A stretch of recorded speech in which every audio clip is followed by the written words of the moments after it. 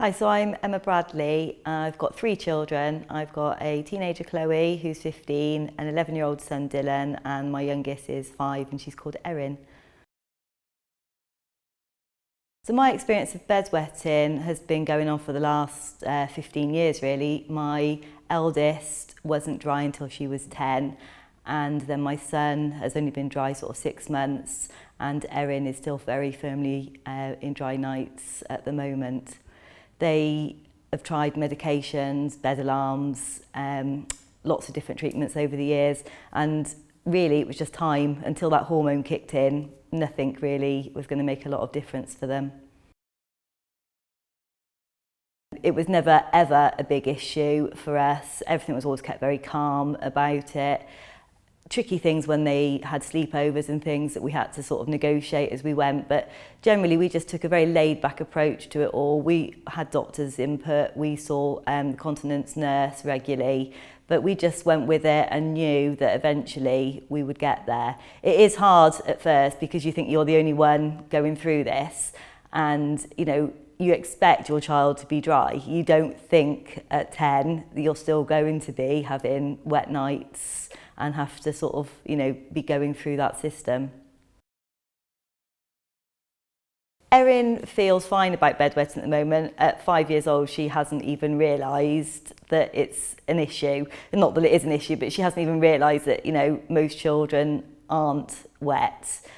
She doesn't have sleepovers. The only place she goes is to grandparents, and because we've had older children go through it, we're all very relaxed about it. So there's no pressure, no conversation with Erin. I think with the older two, there are challenges, sleepovers, going on school trips, all of those issues. And the way sort of we approached it with them was just to keep it all very calm.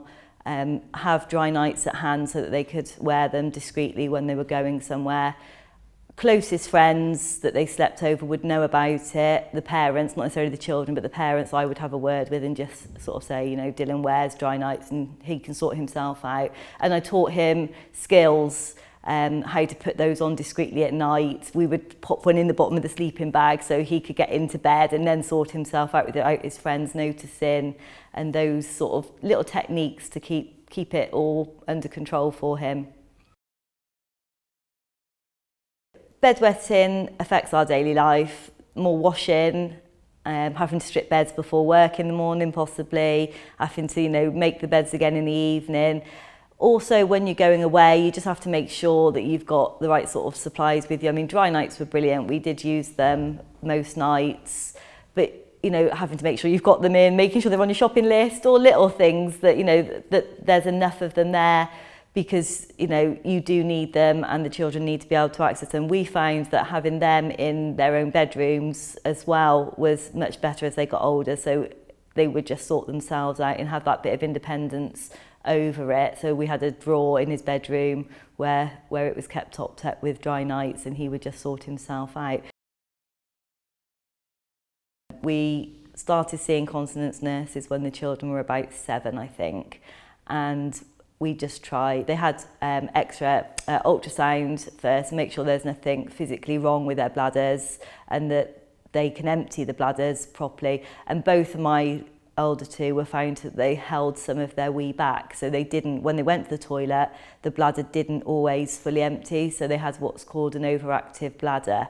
And at night this sort of goes into a spasm, which is part of the reason why in the day that they don't wee enough, and then they wee more in the evening once they're asleep and everything's switched off, their bladder twitches. So we tried not drinking too much before bedtime for a couple of hours, doing 2 wees before bed. We were told to do a wee wiggle dance, so that's again, they go in the toilet and they stop and they finish and they have a little jig and then try again just to make sure they are emptying their bladder. Once those sort of approaches weren't working for us, we've tried Desmomelt tabs, which is a really good tablet that you just pop on the tongue and it dissolves, so it doesn't taste horrible. You haven't got to drink a tablet, and those for the majority of children worked, and we were lucky they worked for our eldest. So once they were working, we didn't have those other issues because reliably the tablet worked for her every night, and so she was on that for a couple of years. And you take a break from that every sort of 3 months to see if that hormone's kicked in. And then when she was reliably dry, we could just drop the Desmomelt totally. For my son, Desmomelt didn't work in the same way, or it didn't work at all, had no effect on him. We have tried bed alarms in the past. They didn't work in the past, but more recently they've worked. And they can be quite hard work on a family. You're plugged in to an alarm, and the minute you start to wee or your clothes get a little bit wet, an alarm siren goes off, waking everybody, not just the child, but it wakes everybody. And it's a sort of to help that child's triggers, and they will start to recognise the feelings of when their bladder is full and when they're starting to wee. So then they have to get up, but it is a commitment because you might have to change beds in the night if they've already started weeing.